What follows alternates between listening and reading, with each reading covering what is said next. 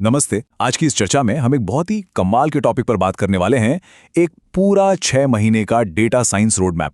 अगर कोई बिगनर है जिसने शायद ही कभी कोडिंग की हो और वो टेक इंडस्ट्री में अपना करियर बनाना चाहता है, तो सच मानिए ये रोड मैप बिल्कुल उसी के लिए है। चलिए सीधा इस विषय में गहराई से उतरते हैं और देखते हैं कि कैसे महज 24 हफ्तों का ये सफर किसी के भी करियर की पूरी दिशा बदल सकता है। अब सबसे पहला सवाल जो दिमाग में आता है, क्या बिना किसी कंप्यूटर साइंस बैकग्राउंड के डेटा साइंस में एंट्री ली जा सकती है? इसका सीधा और साफ जवाब है बिल्कुल। देखिए, टेक जॉब मार्केट अब काफी बदल चुका है। गूगल और आईबीएम जैसी बड़ी बड़ी कंपनियां अब पारंपरिक डिग्री की मांग को खत्म कर रही हैं। वे डिग्री के बजाय रियल वर्ल्ड स्किल्स यानी आपके काम करने की असल काबिलियत को ज्यादा अहमियत दे रही हैं। इसका सीधा सा मतलब है कि अगर सही स्किल्स सीख ली जाएं तो आपका बैकग्राउंड कोई मायने नहीं रखता। और अगर ये सोचा जाए कि इतनी मेहनत क्यों करनी है, तो जरा इन नंबर्स पर गौर कीजिए। कोडिंग बूट कैंप के ग्रेजुएट्स या खुद से पढ़ाई करने वाले उम्मीदवारों के लिए टेक इंडस्ट्री में एंट्री लेवल सैलरी $60,000 से लेकर $1,00,000 तक हो सकती है। ये शानदार आंकड़ा साफ दिखाता है कि मार्केट में डेटा प्रोफेशनल्स की कितनी भारी डिमांड है। और बस यही वजह है कि इस 6 महीने के सफ़र को पूरी लगन के साथ पूरा करना इतना ज़रूरी हो जाता है। तो अगले 24 हफ्तों का जो हमारा एजेंडा है वो 6 मुख्य चरणों में बटा हुआ है। पहला, डेटा साइंस की नींव रखना। दूसरा, स्टैटिस्टिक्स और डेटा एनालिसिस। तीसरा, एसक्यूएल के साथ डेटाबेस क्वेरी करना। चौथा, मशीन लर्निंग मॉडल बनाना। पांचवां, डीप लर्निंग और स्पेशलाइजेशन। और आखिर में छठा, पोर्टफोलियो, करियर और जॉब्स। अब सवाल यह है कि यह सब हासिल कैसे होगा। देखिए, सफलता कोई जादू से तो मिलती नहीं है। इसके पीछे एक बहुत ही सख्त फॉर्मूला काम करता है और वो है रोजाना 4 घंटे की पढ़ाई। इसे 2 हिस्सों में बांटा गया है। 3 घंटे टूल स्किल्स यानी तकनीकी चीजें सीखने के लिए और 1 घंटा कोर स्किल्स यानी सॉफ्ट स्किल्स और बिजनेस कॉन्सेप्ट्स के लिए। रोजाना 4 घंटे का यही डिसिप्लिन इस 6 महीने के रोड मैप की असल चाबी है। चलिए शुरुआत करते हैं हमारे पहले फेज से, डेटा साइंस की नींव रखना। सफर की शुरुआत होती है हफ्ता 0 यानी वीक 0 से। ये सुनने में थोड़ा अजीब लग सकता है, लेकिन वीक 0 पूरी तरह से रिसर्च करने और एडटेक स्कैम्स जैसे कि 100% जॉब गारंटी वाले झूठे दावों से खुद को बचाने के बारे में है। सही मेंटर और सही स्टडी मटेरियल चुनना बहुत क्रूशियल है। इसके बाद हफ्ते 1 और 2 में हम सीधे पाइथन प्रोग्रामिंग में जंप करते हैं। डेटा साइंस के लिए पाइथन सबसे बेहतरीन भाषा है क्योंकि इसे समझना बिगनर्स के लिए बहुत आसान होता है। वेरिएबल्स, लूप्स और फंक्शंस जैसी बुनियादी चीजें यहीं कवर हो जाती हैं। फिर आता है तीसरा हफ्ता। यहां हमारी मुलाकात होती है पाइथन के बहुत ही पावरफुल टूल्स जैसे नमपाई और पांडास से।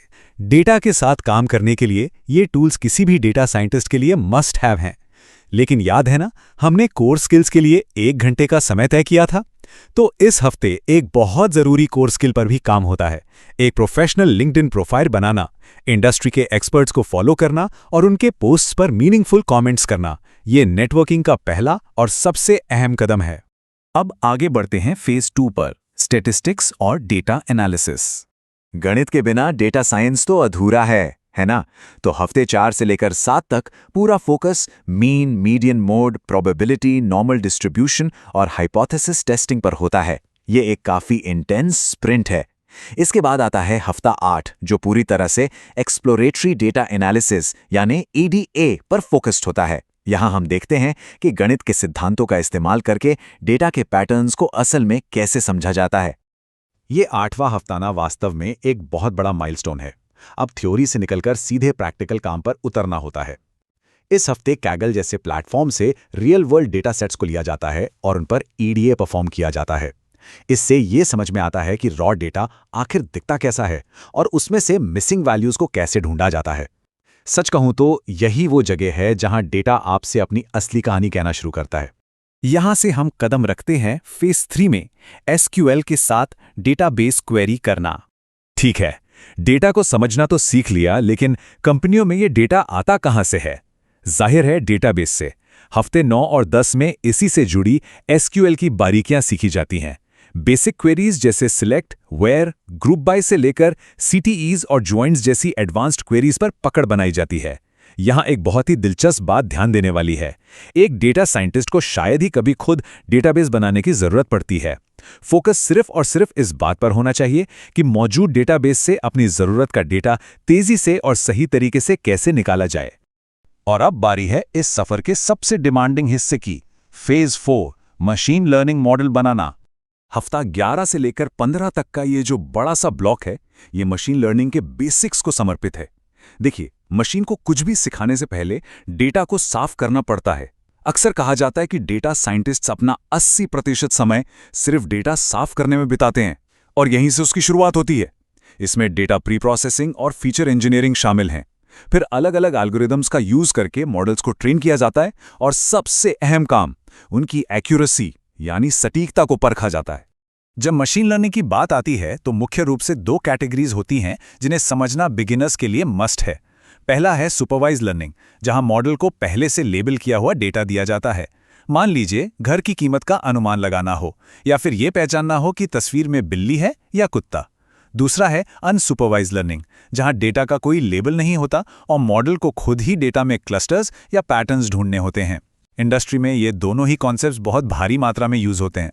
थियरी और छोटे मोटे असाइनमेंट्स के बाद हफ्ते 16 से 18 का समय सिर्फ और सिर्फ एंड-टू-एंड मशीन लर्निंग प्रोजेक्ट्स बनाने के लिए होता है। अब सिर्फ जुपिटर नोटबुक पर कोड लिखना काफ़ी नहीं है। यहाँ 2 पूरे प्रोजेक्ट्स जैसे कि प्रॉपर्टी प्राइस प्रिडिक्शन या इमेज क्लासिफिकेशन बिल्कुल स्क्रैच से बनाए जाते हैं।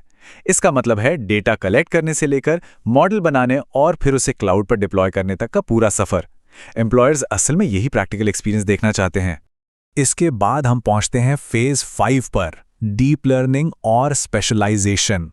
हफ्ता 19 से 21 तक चलती है हमारी डीप लर्निंग स्प्रिंट। यहां हम इंसानी दिमाग की तरह काम करने वाले न्यूरल नेटवर्क्स को समझते हैं।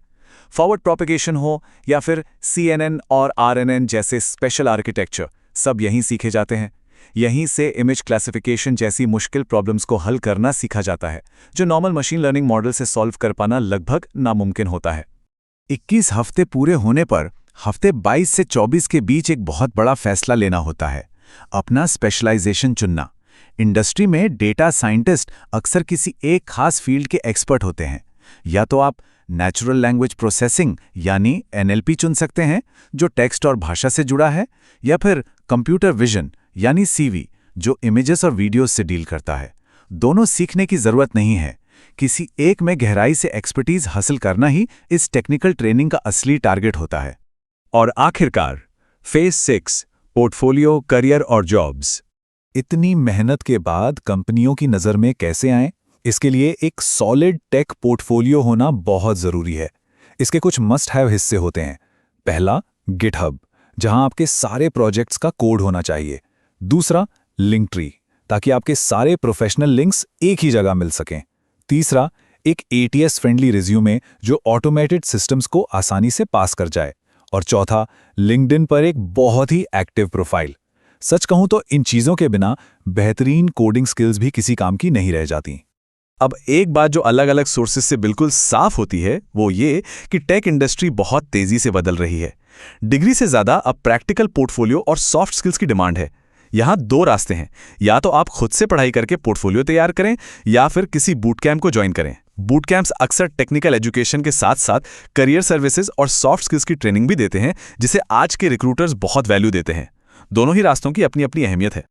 तो क्या 24 हफ्ते पूरे होते ही सफर खत्म? बिल्कुल नहीं। हफ्ता 25 और उसके आगे का समय है जॉब एप्लीकेशंस और नेटवर्किंग का। लगातार नए प्रोजेक्ट्स बनाते रहना, कम्युनिटी के साथ मिलकर सीखना और डिस्कॉर्ड या कैगल पर अपना ऑनलाइन ब्रांड बनाना, ये सब बहुत जरूरी है। यही वो कंटिन्यूअस प्रोसेस है जो आपको आखिर में आपकी मनचाही जॉब तक ले जाती है। तो जीरो से लेके जॉब डिप्लॉयमेंट तक का पूरा रास्ता अब एकदम साफ है। लेकिन आखिर में सबसे बड़ा सवाल यही बचता है, क्या रोजाना 4 घंटे का ये डिसिप्लिन कमिटमेंट देने की तैयारी है? रोड मैप और जानकारी अब पूरी तरह से आपके सामने है। जरूरत है तो बस वो पहला कदम उठाने की। आज की इस चर्चा में बस इतना ही। सीखते रहिए और आगे बढ़ते रहिए।